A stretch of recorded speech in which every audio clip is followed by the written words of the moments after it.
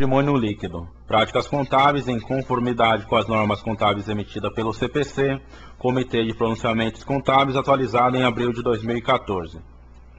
Assuntos tratados neste material: ações em tesouraria, resultado nas transações com ações em tesouraria, lucros e prejuízos acumulados, adiantamento para aumento de capital, classificação contábil dos adiantamentos para aumento de capital. Ações em tesouraria. As ações da companhia que forem adquiridas pela própria sociedade são denominadas ações em tesouraria. A aquisição de ações de emissão própria e sua alienação são transações de capital da companhia com seus sócios, não devendo afetar o resultado do exercício. Não é permitido às companhias, abertas ou fechadas, adquirir suas próprias ações, a não ser quando houver a. operações de resgate, reembolso ou amortizações de ações. B. Aquisição para permanência em tesouraria ou cancelamento, desde que até o valor do saldo de lucros ou reservas, exceto a legal, e sem diminuição do capital social ou recebimento dessas ações por doação. C. Aquisição para diminuição do capital, limitado às restrições legais. Em se tratando de companhia aberta, a instrução CVM número 10 de 80 ressalta que é vedada a aquisição das próprias ações quando a. importar diminuição do capital social, b. requerer a utilização de recursos superiores ao saldo de lucros ou reservas disponíveis constante do último balanço, c. criar, por ação ou omissão, direta ou indiretamente, condições artificiais de demanda, oferta ou preço das ações ou envolver práticas não equitativas. D. Tiver por objeto ações não integralizadas ou pertencentes ao acionista controlador. E. Estiver em curso oferta pública de aquisição de suas ações. A instrução CVM número 268 de 97 ressalta que as companhias abertas não poderão manter em tesouraria ações da própria empresa em quantidade superior a 10% de cada classe de ações em circulação no mercado, incluindo aquelas mantidas na tesouraria de controladas e coligadas. É conveniente lembrar que o conceito de ações em circulação, embora já houvesse sua previsão na instrução CVM número 59 de 86, foi incorporado ao texto legal com a Lei número 10.303 de 01. A Lei número 6.404 de 76, em seu artigo 4A, inciso 2º, considera ações em circulação no mercado todas aquelas emitidas, exceto as de propriedade do acionista controlador, de membros de diretoria, de conselheiros de administração e as em tesouraria. A operação de compra de ações pela própria companhia é como se fosse uma devolução de patrimônio líquido, motivo pelo qual a conta que as registra devedora deve ser apresentada como conta redutora.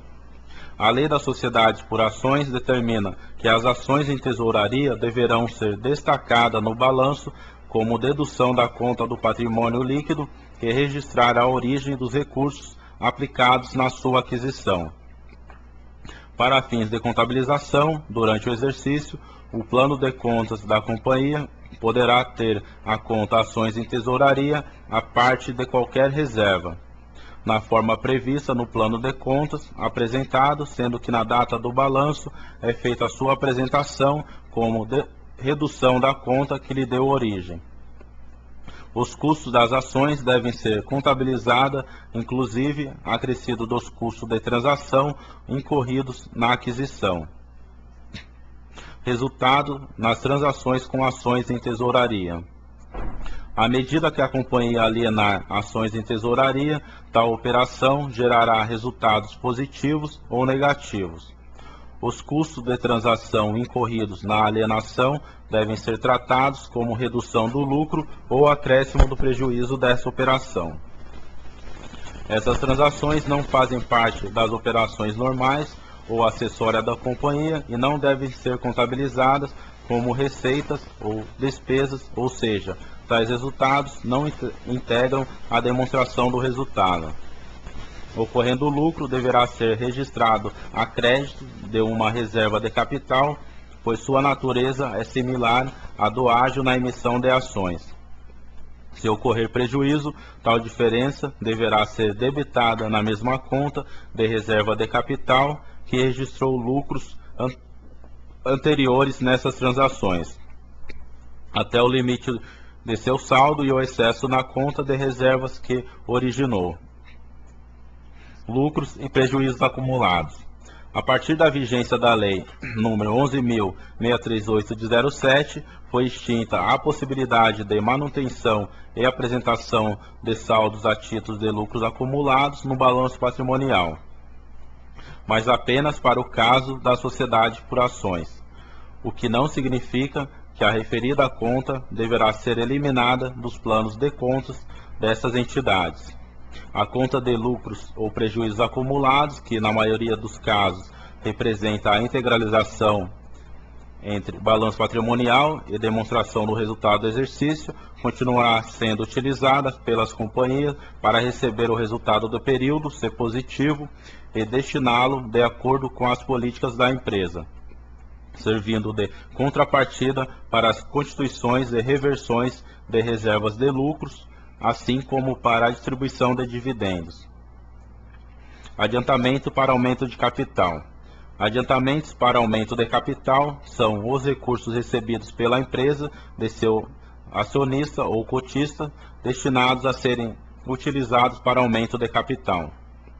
No recebimento de tais recursos, a empresa deve registrar ativo recebido, normalmente disponibilidade, a crédito dessa conta específica, adiantamento para aumento de capital. Quando formalizar o aumento de capital, o registro contábil será a baixa a débito da conta de adiantamento e crédito do capital social. Classificação contábil dos adiantamentos para aumento de capital. A Lei nº 6.404 de 76 é omissa no tratamento dos valores recebidos por conta de futuros aumentos de capital. As interpretações do fisco têm sido de considerá-los sempre, em qualquer circunstância, como exigibilidade. Tais interpretações fiscais estão contidas no parecer normativo CST número 23 de 81.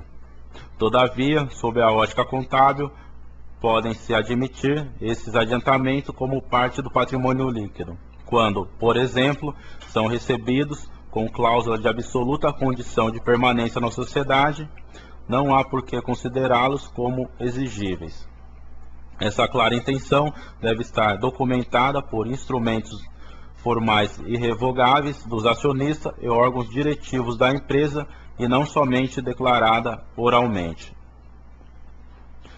Nas novas normas sendo adotadas no Brasil, não há qualquer menção específica, por enquanto, a respeito dessa matéria. Todavia, como é determinada a adoção da essência sobre a forma, como a regra mais importante para a elaboração das demonstrações contábeis, o que deve ser feito é exatamente isso.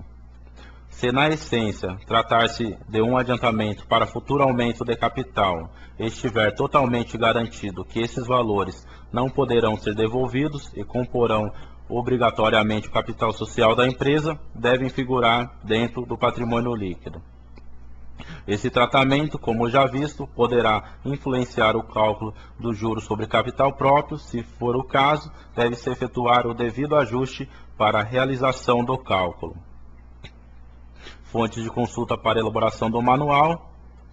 Obrigado, contato Glauco Henrique, e-mail ghsconsultoria@yahoo.com.br, celular 011 99927 9322, site www.ghsconsult.blogspot.com.br.